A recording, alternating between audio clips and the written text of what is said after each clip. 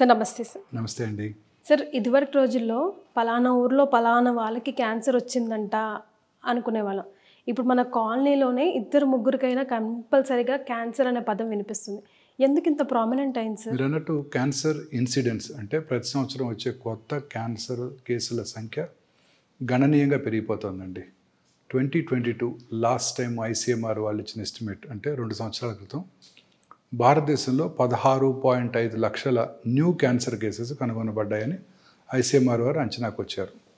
Indian council for medical research, New Delhi. మన భారతదేశంలో cancer is not a notifiable disease. అంటే మీరు కూడా ఆఫ్టర్నూన్ నేను ఇవాళ క్యాన్సర్ పేషెంట్ చూశాను అనుకోండి, కొత్త క్యాన్సర్ పేషెంట్, నేను ఎవరికి నోటిఫై చేయాల్సిన అవసరం లేదు, ట్రీట్ చేస్తే సరిపోతుంది. ఒక కరోనా పేషెంట్ చూస్తే మాత్రం వెంటనే మున్సిపల్ అథారిటీస్కి నోటిఫై చేయాలి. So cancer is not a notifiable disease కాబట్టి ఇది ఒక అంటే వాళ్ళు చేయలేదు, ఇంకా ఇది ఒక రఫ్ అంచనా అని అనుకుంటున్నాం.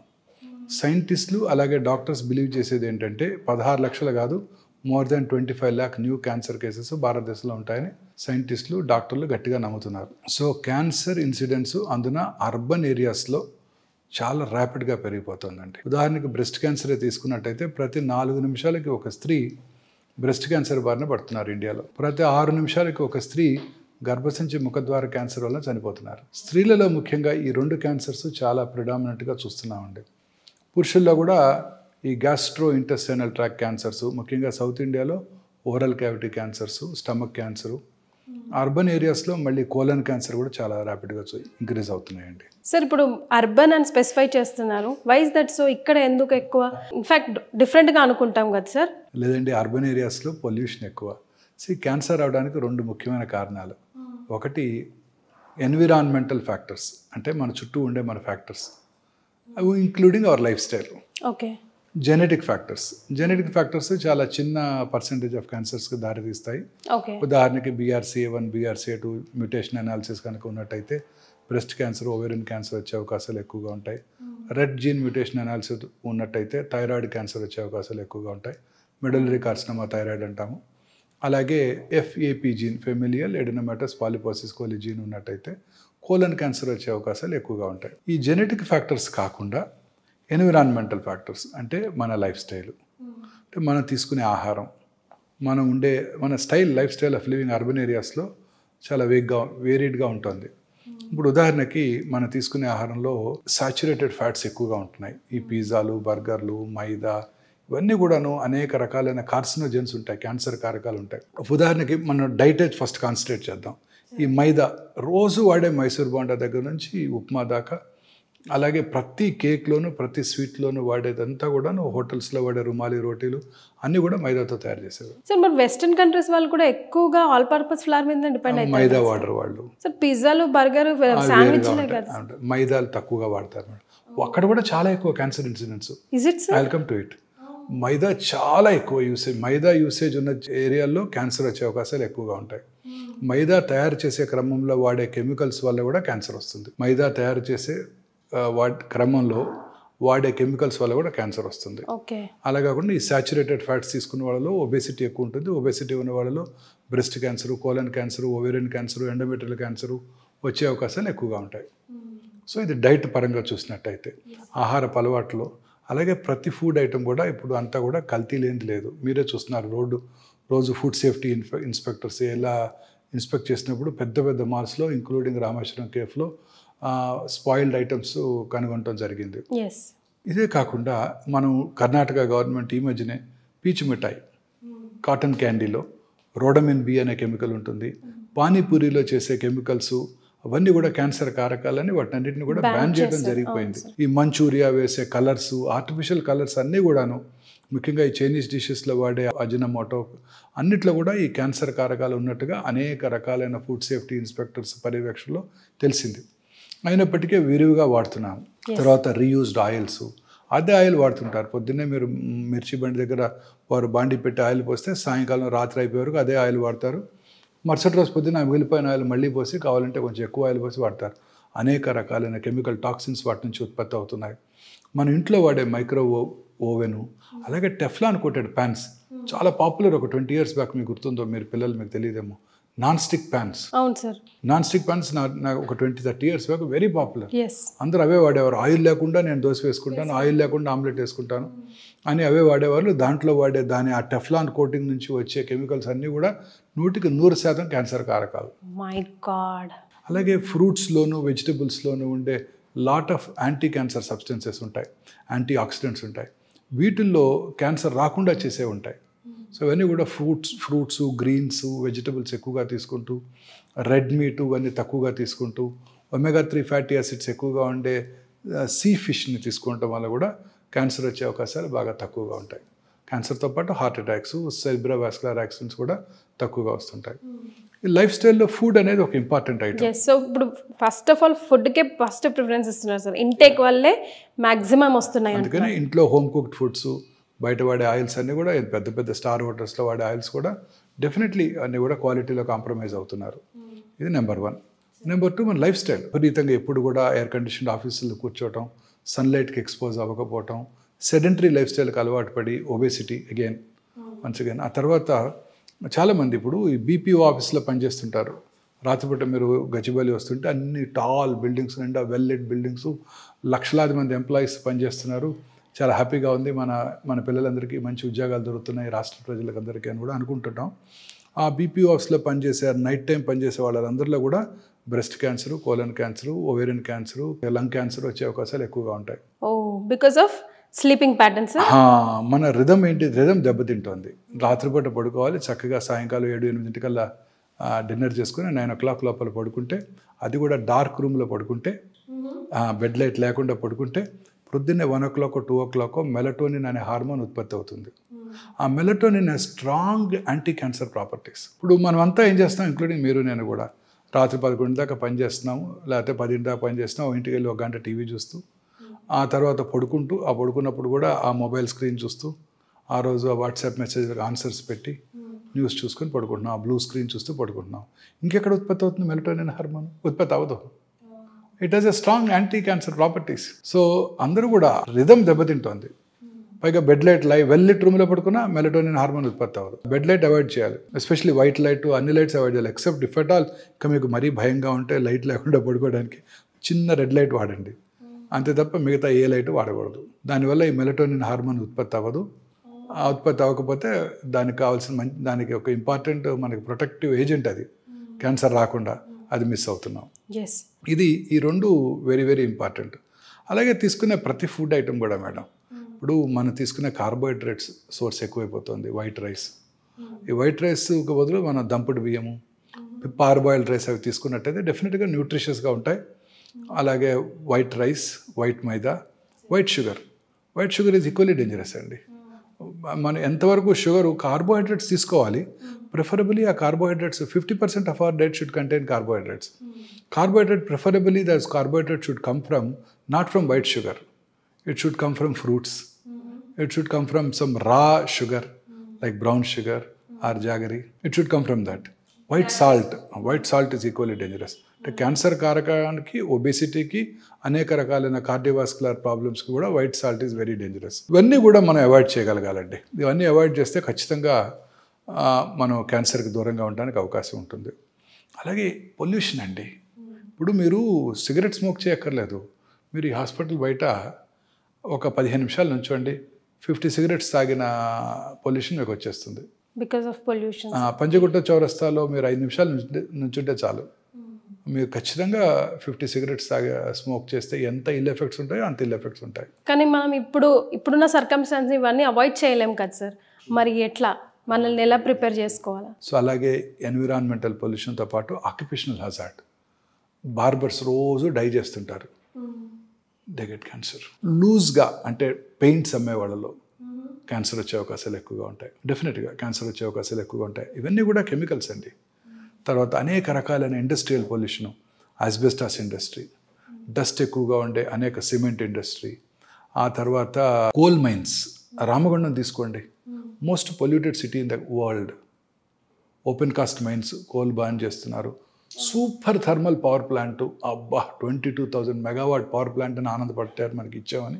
దానివల్ల వాళ్ళు ఇచ్చింది పవర్ ప్లాంట్ కాదు, దాంతోపాటు 22,000 క్యాన్సర్స్ పర్ యానం అనుకోవాలి. ప్లాస్టిక్ కంటైనర్లో వచ్చే వేడివేడి బ్రేక్ఫాస్ట్ అంతే కదా, బయట నుంచి మీరు ఆర్డర్ చేస్తారు స్విగ్గీలోనో జొమాటోలోనో, దేంట్లో వస్తాయి అవి? ప్లాస్టిక్ కంటైనర్లోనే వస్తాయి. అవన్నీ ఆ ప్లాస్టిక్ కెమికల్స్ అని దాంట్లోకి వచ్చేస్తున్నాయి.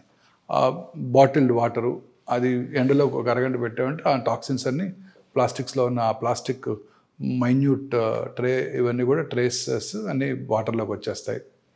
ఎయిర్ కండిషన్ కార్లో కూర్చుంటారు వెళ్ళి పొద్దున్నే 11 గంటల 10ంటికి, ఎండలో ఉండి కారు ఉంది అప్పటిదాకా, అందులో ఉన్నదంతా కూడా ప్లాస్టిక్ ఇంటీరియర్సే కదండి.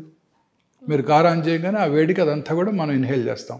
కరెక్ట్. వీటన్నిటికన్నా నా ఉద్దేశంలో అతి ముఖ్యమైన కారణం క్యాన్సర్ రావడానికి కానివ్వండి, కరోనా రానివ్వడానికి కానివ్వండి, కరోనరీ ఆర్టరీ డిసీజ్ కానివ్వండి, సెరిబ్రోవాస్కులర్ యాక్సిడెంట్ కానివ్వండి, అంటే పక్షవాతం కానివ్వండి, అన్నిటికీ నా పర్సనల్ ఒపీనియన్ ఏంటంటే మానసిక ఆందోళన. మన అబ్బాయికి సీట్ రాలేదు, పక్కన వాళ్ళ అబ్బాయికి MBBSలో సీట్ వచ్చింది. మన ఇంట్లో మా సార్కి ప్రమోషన్ రాలేదు, పక్క ఇంట్లో వాళ్ళకి ప్రమోషన్ వచ్చేసింది. వాళ్ళ కారు మనకన్నా బెటర్ కారు. ఇలా వాళ్ళ అబ్బాయికి పెళ్ళి అయిపోయింది, మన అబ్బాయికి ఇంకా పెళ్లి కాలేదు. స్కూల్లో మన అబ్బాయి ఫస్ట్ ర్యాంక్ రాలేదు, పక్కింటి వాళ్ళ అబ్బాయి ఫస్ట్ ర్యాంక్ వచ్చాడు. ఇలా అనేక రకాలైన ఆందోళనలు, మానసిక ఆందోళన ఈ అర్బన్ ఏరియాస్లో ఎక్కువైపోయినాయండి. How it leads to cancer sir, can you please explain? Yes, మానసిక ఆందోళన మన ఇమ్యూనిటీకి మోస్ట్ ఇంపార్టెంట్. మనిషి, మన పూర్వీకులు చెప్పేవాళ్ళు సంతోషం సగం బలం అని. అవును సార్, అబ్సల్యూట్లీ ట్రూ అండి. మనం మానసికంగా ప్రశాంతంగా ఉండటమే కాదండి, హ్యాపీగా ఉండాలి. హ్యాపీగా ఉంటే మీకు ఏ జబ్బు రాదండి. రోజు అనుకుంటాం కరోనా టైంలో గుర్తుందా, మనకు ఆ వాచ్మెన్ ద్వారా కరోనా వచ్చింది, మనకు ఆ పూలు అమ్మేవాడి ద్వారానో వెజిటబుల్స్ అమ్మేవాడి ద్వారా కరోనా వచ్చింది. మరి వాళ్ళు బాగానే ఉన్నారే, మరి ఇంట్లో ఉన్న వాళ్ళకి ఎందుకు ఎలా వచ్చింది? వాళ్ళు చక్కగా అమ్ముకుంటూ వచ్చి వెళ్ళి అమ్ముకున్నాడు, హ్యాపీగా ఉంటారు వాళ్ళు. ఈరోజు చూసుకుంటారు, రేపటి సంగతి తర్వాత చూసుకుంటారు. మనమేమో మన పిల్లలకి, మనవరాల పిల్లలకు కూడా మనం సంపాదించి పెట్టాలని ఆశిస్తున్నాం. మానసిక ఆందోళన అండి. మన బాడీలో మనందరికీ తెలిసిన విషయం, ఇప్పుడు మన బాడీలో 22,000 ప్రోటాన్ కోడింగ్ జీన్స్ ఉంటాయి. Watson and Crick genomic mapping చేశారు. ఆ జెనోమిక్ మ్యాప్లో ఇన్ని జీన్స్ ఉన్నాయి అని కనుక్కున్నారు. Equally good number of non proton coding jeans కూడా ఉంటాయి. ఈ 22,000 ప్రోటాన్ కోడింగ్ జీన్స్లో ఒక 500 to 600 ఆంకోజీన్స్, అంటే క్యాన్సర్ కారక జన్యువులు ఉంటాయని సైంటిస్టులు కనుక్కున్నారు. Now this is accepted world wide. ఈ క్యాన్సర్ కారక జన్యువుల్లో ఉండే మ్యుటేషన్స్, అంటే అవి మార్పు చెందుతుంటాయి, దానివల్లే క్యాన్సర్ వస్తుందని ఇప్పుడు సైంటిస్టులు గట్టిగా నమ్ముతున్నారు. సో ఆ మ్యుటేషన్స్ మీలోను, నాలోను, వాళ్ళలోనూ రోజు వస్తుంటాయి. మన immunity takes care of them.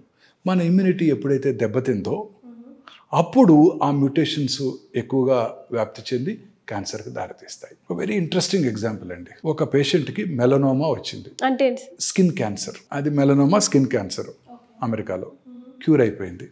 Cure అయిపోయిన 20 సంవత్సరాల తర్వాత వారు ఒక యాక్సిడెంట్లో బ్రెయిన్ డెడ్ అయ్యారు. కాబట్టి వారి కిడ్నీని తీసి ఇంకొక మనిషికి డొనేట్ చేశారు. మనలో కిడ్నీ రాగానే ఒక పేషెంట్ రెసిపియంట్ అంటాం, అంటే కిడ్నీ తీసుకున్న వాళ్ళు. డోనర్ ఏమో ఈ brain dead person who had melanoma 20 years back. ఈ రెసిపియంట్ ఆ కిడ్నీని రిఫ్యూజ్ చేస్తుంది. ఎవరికైనా అంతే. ఇప్పుడు మీరు కిడ్నీ ట్రాన్స్ప్లాంట్ చేస్తే ఐడెంటికల్ ట్విన్ కాక ఇంకెవరి తల్లి దగ్గర నుంచి కొడుకు ఇచ్చినా, కొడుకు దగ్గర నుంచి తల్లికి ఇచ్చినా, first thing body does it rejects the kidney. దానికి మన బాడీలో T cell మీడియేటెడ్ ఇమ్యూనిటీ అంటారు. T cells ఉంటాయి. కరోనా టైంలో విన్నాం B cells, T cells, నాకు యాంటీబాడీస్ ఎక్కువ ఉన్నాయి, మీకు తక్కువ ఉన్నాయి అని విన్నాం కదా మనం. ఆ T cells are called killer cells. ఆ T cells ఏం చేస్తాయి, ఆ ట్రాన్స్ప్లాంట్ అయిన కిడ్నీని రిజెక్ట్ చేసేస్తాయి. అలా రిజెక్ట్ చేయకుండా ప్రతి కిడ్నీ రెసిపియంట్కి ఇమ్యూనో సప్రెసివ్ థెరపీ పెడతారు డాక్టర్స్, నెఫ్రాలజిస్ట్. అప్పుడు ఆ T cell మీడియేటెడ్ ఇమ్యూనిటీని బ్లంట్ చేసేసి ఆ కిడ్నీని ఆ బాడీ రెసిపియంట్ ఉంచుకుంటుంది. సో ఇమ్యూనిటీ తగ్గిస్తారు కావాలని. సో ఈ పేషెంట్కి ఏమైంది, ఆ కిడ్నీ రెసిపియంట్కి ఏమైంది, ఆ కిడ్నీలో ఉన్న ఆ రెసిపియంట్కి మెలనోమా వచ్చింది. అంటే 20 సంవత్సరాలుగా ఆ మెలనోమా స్కిన్ క్యాన్సర్ సెల్స్ కిడ్నీలో ఉండి ఈ రెసిపియంట్కి ఇమ్యూనోసప్రెసివ్ థెరపీ ఇవ్వగానే అవి యాక్టివేట్ అయిపోయాయి. సో చూడండి, immunity plays a very major role. It's very very important. Immunity plays a very major role. Sir ఏ క్యాన్సర్కైనా బాడీ జనరల్ సిమ్టమ్స్ అయినా త్రో చేయదా సార్? ఎందుకంటే చాలా మందిలో విన్నాం సార్, ఇటు ఫ్రెండ్ సర్కిల్లో కానివ్వండి, ఇటు ఫ్యామిలీస్లో కానివ్వండి, 3rd స్టేజ్కే అలర్ట్ అవుతున్నారు. అంతవరకు తెలియకుండా ఎలా ఉంటుంది సార్ బాడీ? లేదండి, cancer is a silent killer. మీరు పెద్ద పెద్ద సెలబ్రిటీస్ చూశారు కదా, అందరూ 4th స్టేజ్లోనే డయాగ్నోస్ చేయబడ్డారు. Steve Jobs. సో ఈ బ్రెయిన్ క్యాన్సర్ లక్షణాలు తీసుకున్నట్టయితే అర్లీ మార్నింగ్ హెడేక్, ఓకే, పొద్దున్నే లేవగానే హెడేక్, లేకపోతే నిద్రలో హెడేక్తో నిద్ర లేవటం 4 గంటలకు 5 గంటలకు, వర్సనింగ్ హెడేక్ ఎస్పెషలీ 50sలో very characteristic symptom of brain tumour. అలాగే ఫిట్స్ రావటం, కన్వల్షన్స్, తర్వాత హెడేక్ అంటే ఫిట్స్తో పాటు సడన్గా కాన్షియస్నెస్ కోల్పోవటం, ఇవన్నీ కూడా warning signals of brain tumour. బ్రెయిన్లో ఎక్కడైతే లొకేషన్ని బట్టి సిమ్టమ్స్ ఉంటాయి. ఉదాహరణకి చిన్న మెదడు అంటాం, సెరిబెల్లం, అక్కడ కనుక క్యాన్సర్ వచ్చినట్టయితే ఆల్కహాల్ తాగిన వాళ్ళు ఎలా నడుస్తారో అలా నడుస్తుంటారు. తర్వాత ఫ్రాంటల్ లోబ్లో వచ్చింది అనుకోండి, అందరి ముందు డ్రెస్ చేంజ్ చేసుకోవటం వెరీ ఇంపార్టెంట్. ఓకే. సో కొన్నిసార్లు అందరి ముందు యూరిన్ పాస్ చేయటం, అందరి ముందు డ్రెస్ చేంజ్ చేసుకోవటం, లొకేషన్ బట్టి ఫ్రాంటల్ లోబ్లో. కొంతమందికి స్పీచ్ ఏరియాలో ట్యూమర్ వచ్చింది అనుకోండి, అంతా బాగానే ఉంటుంది, మాట్లాడలేరు వాళ్ళు. ఈ కాంట్ ఎక్స్ప్రెస్ ఎనీథింగ్, అలా చూస్తుంటారు అంతే. కూర్చోండి అంటే కూర్చుంటారు, పడుకోండి అంటే పడుకుంటారు, ఆయన ఏమైనా చెప్పాలంటే నోట్లోంచి మాట రాదు. కొంతమందికి విజన్ డిస్టర్బెన్సెస్, కొంతమందికి మోటార్ ఏరియాలో వచ్చిందంటే ఆపోజిట్ సైడ్ కాలు చెయ్యి వంకర అదే పని చేయకుండా ఉండటం, ఇలా అనేక రకాలుగా మేనిఫెస్ట్ చేస్తుంది బ్రెయిన్ ట్యూమర్. కిందకు వచ్చామనుకోండి, oral cavity tumours are the commonest tumours in South India in men. ఈ especially gutka, paan chewing habits ఉన్న వాళ్ళు ఈ క్యాన్సర్స్ ఎక్కువగా చూస్తుంటాం. సో క్యాన్సర్ రావడానికి అనేక రకాలైన కారణాలు డిస్కస్ చేసినప్పుడు ఈ దురలవాట్లు కూడా చాలా ఇంపార్టెంట్ అండి. స్మోకింగు, అంటే స్మోక్లెస్ టొబాకో అంటారు, అంటే గుట్కా, కైని, అంబారి, ఏదో రకరకాల భాషల్లో వాడుతుంటారు, జర్దా వాడుతుంటారు. చాలామంది అడుగుతుంటారు, నేను ఇక్కడ నోట్లో నములుతాను, ఊసేస్తాను, నేను దాన్ని ఇంజెస్ట్ చేయను లోపలికి, నాకు ఎందుకు వస్తే అంటాడు క్యాన్సర్. ఓరల్ క్యావిటీలోనే కాదండి, అక్కడ ఓరల్ మ్యూకోజా నుంచి అబ్జార్బ్ చేయబడి బాడీలో ఇతర భాగాల్లో కూడా క్యాన్సర్ రావచ్చు. స్మోక్ గురించి చెప్పనవసరం లేదండి. స్మోక్ చేసిన 6 సెకండ్స్లో ఆ టొబాకోలో ఉండే 400 to 500 క్యాన్సర్ కారక సబ్స్టెన్సెస్, కార్సినోజెన్స్ అంటాం, అవి బ్లడ్లోకి వెళ్ళిపోయి లంగ్స్లోనే కాకుండా యూరినరీ బ్లాడర్లోను, ఆడవాళ్ళలో అయితే గర్భసంచి ముఖ ద్వారా సర్విక్స్ దగ్గర కూడా క్యాన్సర్ కలగజేయగలవు. అంత ప్రమాదకరమైంది ఈ టొబాకో. సో ఈ ఓరల్ క్యావిటీ క్యాన్సర్స్ని గుర్తించడం కూడా చాలా కష్టం అండి. అందరూ కూడా లేట్ స్టేజ్లో వస్తుంటారు. మోస్ట్ ఇంపార్టెంట్ సిమ్టమ్స్ ఏంటంటే ఎరుపు, తెలుపు, మిళితమైన ప్యాచెస్ ఉండటం, అలాగే టంగ్ పైన కానివ్వండి, బకల్ మ్యూకోజా దవడ లోపలి కానివ్వండి, లిప్స్ దగ్గర కానివ్వండి, అంగటి మీద కానివ్వండి, ఎక్కడైనా సరే అవేమి నొప్పి కలిగించవు, ఎవరు డాక్టర్ దగ్గరికి రారు. తర్వాత మాట స్పష్టత కోల్పోవటం, నాలుక లోపల ట్యూమర్ వచ్చినప్పుడు నాలుక కదలికలు దెబ్బతింటాయి, అప్పుడు మాట స్పష్టంగా ఉండదు. ఇది ఒక important warning signal. Feeling of foreign body sensation in the throat, మామూలుగా మనం ఏదైనా మింగుతున్నాం అనుకోండి, పూర్తిగా మింగలేకపోతే ఒక వేగ్ ఫీలింగ్ ఉంటుంది, ఇక్కడే ఉన్నట్టు థ్రోట్ వెనకాల. మింగినా కానీ అది అలానే ఉందనుకోండి, వాటర్ తాగినా కానీ, that could be a cancer. అంటే బాడీ ఆ ట్యూమర్ని ఫారిన్ బాడీ లాగా పర్సీవ్ చేస్తుంది, వెరీ ఇంపార్టెంట్ వార్నింగ్ సిగ్నల్. అలాగే చిగుళ్ళ నుంచి బ్లడ్ రావటం, అల్సర్ నుంచి బ్లడ్ రావటం ఓరల్ క్యావిటీలో, ఇవన్నీ కూడా important warning signal off cancer అండి, ఓరల్ క్యాన్సర్. కింద స్వరపేటిక దగ్గరికి వచ్చిందంటే గొంతు బొంగురు పోవటం, మాటలో క్వాలిటీ, స్వరంలో క్వాలిటీ దెబ్బతింటాం, ఇవన్నీ కూడా స్వరపేటిక క్యాన్సర్ లక్షణాలు. దగ్గు రావటం, లంగ్ క్యాన్సర్ అయితే మానని దగ్గు, తగ్గినప్పుడు వచ్చే కళ్ళలో బ్లడ్ పట్టడం, వెయిట్ లాస్ ఆఫ్ ఆకలి తగ్గిపోవటం, లో గ్రేడ్ చెస్ట్ పెయిన్ ఉండటం, ఇవన్నీ కూడా లంగ్ క్యాన్సర్ లక్షణాలు. ఇంకా అన్నవాహిక క్యాన్సర్ అయినట్టయితే మింగడానికి ఇబ్బంది పడటం, ఫస్ట్ సాలిడ్స్కి ఇబ్బంది పడటం, సాలిడ్స్ తీసుకున్న మింగలేకపోతే కొంచెం వాటర్ తాగితే లోపలికి వెళ్ళిపోతాయి, ఆ తర్వాత స్లోగా వెళ్ళని కూడా వెళ్ళవు, మెత్తగా చేసుకొని తినాల్సి వస్తుంది, తర్వాత లిక్విడ్స్ మాత్రమే వెళ్తుంటాయి, తర్వాత దానికి కూడా బ్లాక్ అయిపోవచ్చు, అప్పుడు కానీ రారు డాక్టర్ దగ్గరికి. మెయిన్ కారణం పేదరికం, డబ్బులు లేవు. తర్వాత స్టమక్ క్యాన్సర్, ఇది commonest cancer in South India, ముఖ్యంగా ఈ 2 రాష్ట్రాల్లో, ఆంధ్రప్రదేశ్, తమిళనాడు చాలా కామన్. వీరు తీసుకునే ఆహారం కామనెస్ట్ ఈజ్ రైస్. మరి రైస్ క్యాన్సర్ కలిగిస్తుందని మీరు బ్లంట్గా అడిగితే ఆన్సర్ లేదు, బట్ కలిగిస్తుందనే చెప్పాలి. మీరు చెప్పే వైట్స్లో రైస్ను కూడా రైస్ కారణం ఏంటంటే ఈ గ్యాస్ట్రిక్ క్యాన్సర్ 2 దేశాల్లో ఎక్కువ కనబడుతుంది. ఒకటి సౌత్ ఇండియాలో, రెండోది జపాన్లో. ఇద్దరికి కామన్ థింగ్ ఏంటండి? రైస్. సరే ఎన్నో జయిస్తున్నాము, ఎప్పటికైనా ఈ క్యాన్సర్ని జయించగలమా లేదా? తప్పక చేస్తామండి. ఈ నియర్ ఫ్యూచర్లోనే ఉంది. మన సైంటిస్టులు ఇప్పుడు they are on the job. So ఈ క్యాన్సర్ లక్షణాలు ఇవన్నీ కూడాను మనం ఒక అవగాహన కనుక పెంచుకుంటే, ఈ లక్షణాలు ఉన్నప్పుడు డాక్టర్ దగ్గరికి వెళ్ళి పరీక్ష చేయించుకొని అది క్యాన్సర్ కాదు అని నిర్ధారణ చేసుకోవడం చాలా ఇంపార్టెంట్. మీరు అడిగిన నెక్స్ట్ క్వశ్చన్, ఎప్పటికైనా దీన్ని జయించగలమా? ఎస్, ఖచ్చితంగా జయిస్తారు సైంటిస్టులు. It not very far off. ఇప్పుడు క్యాన్సర్ని ఇప్పుడు కొన్ని రకాల టెస్టులు వచ్చేస్తున్నాయి. ఇంకా FDA అప్రూవల్ రాలేదు. గ్యాలరీ టెస్ట్ అంటారు. నిన్ననే మీరు ఒక పోడ్కాస్ట్ వినే ఉంటారు. బిల్ గేట్స్ జెరోదా అనే ఒక ఫేమస్ యాప్ ఉంది, stocks broking app, very famous. దాని CEO యంగ్ మ్యాన్, ఆయనతో పాడ్కాస్ట్ చేశారు. ఓకే. ఆ పాడ్కాస్ట్లో ఆయన మీ హెల్త్ని ఎలా కాపాడుకుంటారంటే, నేను ఒక టెస్ట్ చేయించుకుంటాను, గ్యాలరీ అనే టెస్ట్ అన్నారు ఆయన. ఆ గ్యాలరీ టెస్ట్ ద్వారా బ్లడ్లోనే బ్లడ్ టెస్ట్ చేసి 50 నుంచి 60 రకాల క్యాన్సర్లు వస్తాయో లేవో చెప్పేయచ్చు అంట. అది ఈ మధ్య వచ్చింది. ఇంగ్లాండ్లోనే ఫస్ట్ క్లినికల్ ట్రయల్స్ జరుగుతున్నాయి. ఇంకా FDA అప్రూవల్ కూడా రాలేదు. Okay sir. ఇప్పుడు గార్డెన్ 360 అని ఒక టెస్ట్ వచ్చేసింది. అందులో ఎస్పెషల్లీ ఇప్పుడు కోలన్ క్యాన్సర్ వస్తుందా లేదా తెలుసుకునే టెస్ట్ ఇప్పుడు అందుబాటులో ఉంది మనకు కూడా. ఓకే. ఈ రిస్క్ ఉన్న వాళ్ళందరికీ కూడా ఈ గార్డెన్ టెస్ట్, అది బ్లడ్లోనే. సో ఈ బ్లడ్లోనే ఇందాక నేను చెప్పాను కదండి, మన బ్లడ్లోనే క్యాన్సర్ సెల్స్ని డయాగ్నోస్ చేసే ఫెసిలిటీస్ వచ్చేసాయి ఇప్పుడు. దీన్నే లిక్విడ్ బయాప్సీ అంటారు. అంటే 10 ml బ్లడ్ తీసుకొని ఆ 10 ml బ్లడ్లో సర్క్యులేటింగ్ ట్యూమర్ సెల్స్ ఉన్నాయా లేవా, అంటే క్యాన్సర్ కణాలు బ్లడ్లో ఉంటాయి, ఉన్నాయో లేవో చూసుకొని ఆ సర్క్యులేటింగ్ ట్యూమర్ సెల్స్ని ఐడెంటిఫై చేసే టెక్నాలజీ ఇప్పుడు అందుబాటులోకి వచ్చేసింది మనకి ఇక్కడ హైదరాబాద్లో. Super sir. అలాగనే ఆ బ్లడ్లోనే సర్క్యులేటింగ్ ట్యూమర్ ఫ్రీ DNA ఉందో లేదో తెలుసుకొని ఆ DNAది నెక్స్ట్ జనరేషన్ సీక్వెన్సింగ్ టెస్ట్ చేసి, ఇంతకుముందు చెప్పానే ఒక 500 to 600 ఆంకోజీన్స్ ఉన్నాయని, ఆంకోజీన్ మ్యూటేషన్స్ ఏమైనా ఉన్నాయో తెలుసుకునే ఫెసిలిటీ బ్లడ్లోంచే వచ్చేసింది. ఇప్పుడు ఇవన్నీ అందుబాటులోకి వచ్చాయి. ఇప్పుడు రీసెర్చ్ అంతా దీని మీదనే ఫోకస్ చేస్తున్నారు. ఏ రకమైన జన్యుపరమైన మ్యూటేషన్ ద్వారా ఈ క్యాన్సర్ వచ్చింది. ఉదాహరణకి ఒక పేషెంట్కి బ్రెస్ట్ క్యాన్సర్, దానికి జన్యుపరమైన అనాలిసిస్ చేసుకొని genetic mutations comprehensive genomic profiling చేసి ఏ రకమైన జెనెటిక్ మ్యూటేషన్ వల్ల క్యాన్సర్ వచ్చిందో తెలుసుకొని ఆ మ్యూటేషన్ని టార్గెట్ చేసే మందులు ఏమైనా ఉంటే అది ఇవ్వడం ద్వారా ఆ క్యాన్సర్ని కంట్రోల్ చేయవచ్చు. ఏ క్యాన్సర్ అయినా కానీ, అదే పెరోటిడ్ ట్యూమర్ అయినా కానీ. సో ఏ జన్యుపరమైన మ్యూటేషను, ఉదాహరణకి ఈ పేషెంట్లో బ్రెస్ట్ క్యాన్సర్ అవడానికి ఒక జన్యుపరమైన మ్యూటేషన్ కారణం అయితే, ఇంకొక పేషెంట్లో పెరోటిడ్ క్యాన్సర్ అవడానికి అదే జన్యుపరమైన మ్యూటేషన్ కారణం కావచ్చు. అప్పుడు ఇద్దరికి ఒకే మందు వాడటం జరుగుతూ ఉంటుంది. అదేంటి బ్రెస్ట్ క్యాన్సర్ ముందు మీరు పెరోటిడ్ క్యాన్సర్కి ఇస్తున్నారని మీరు అడగవచ్చు. Mutation is the main cause. So ఫ్యూచర్లో నేను బ్రెస్ట్ ఆంకాలజిస్ట్ని, నేను గైనక్ ఆంకాలజిస్ట్ని, నేను లంగ్ ఆంకాలజిస్ట్ అని ఉండరు.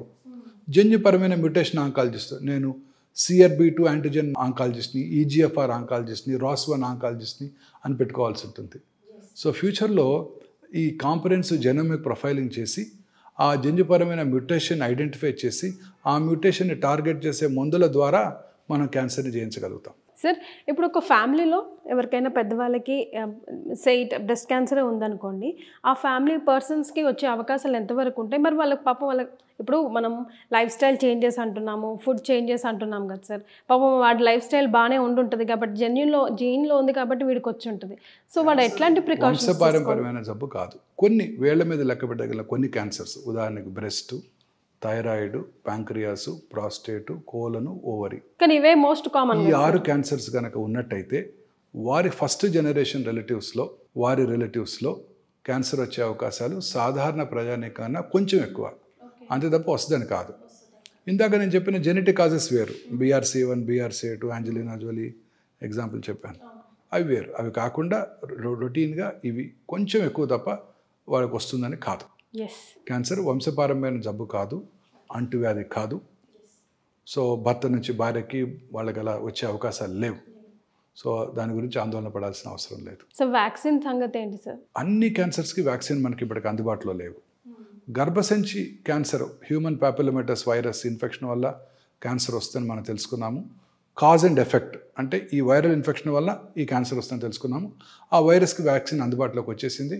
ఇప్పుడు ఇంకా క్యాన్సర్ని మనం, సర్వైకల్ క్యాన్సర్ని మనం ఎట్లాగైతే స్మాల్ పాక్స్ని రూపుమాపామో, పోలియో రాకుండా చేసుకున్నామో, అలా కూడా గర్భసంచి ముఖద్వార క్యాన్సర్ రాకుండా చేసుకోవడానికి వ్యాక్సిన్ వచ్చేసింది. సో మొన్న ఫిబ్రవరిలో పెట్టిన ఓట్ ఆన్ అకౌంట్ బడ్జెట్లో మన ఫైనాన్స్ మినిస్టర్ గారు ఈ వ్యాక్సిన్ మన ప్రజలందరికీ ఫ్రీగా అందజేయడం జరుగుతుందని కూడా ప్రామిస్ చేశారు. రేపు ఎల్లుండో బడ్జెట్ వచ్చినప్పుడు ప్రాబబ్లీ దాని కేటాయింపులు కూడా ఉంటాయని అనుకుంటున్నాను. That is one. Second thing, ఈ హెపటైటిస్ B వైరస్. ఈ హెపటైటిస్ బి వైరల్ ఇన్ఫెక్షన్ ఉన్న వాళ్ళలో ఈ లివర్ డ్యామేజ్ అయ్యి వాళ్ళలో లివర్ క్యాన్సర్ వచ్చే అవకాశాలు 90% ఛాన్స్ ఉంటుంది.